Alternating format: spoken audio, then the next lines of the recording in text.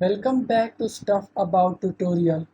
Today we are talking about how to search for groups on Roblox. Why would you want to know how to search for groups on Roblox?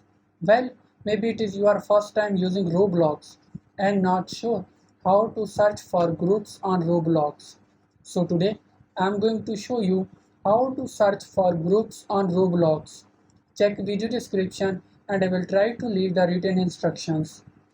Searching for groups on Roblox is quite simple and the process is easy to do. First of all, open Roblox. Now you are seeing different options in left corner. Click on button having three dots. Now click on groups on top right corner. From here you can search for a group from top. There you go. If you wanted to know how to search for groups on Roblox, that is the easiest way I know how.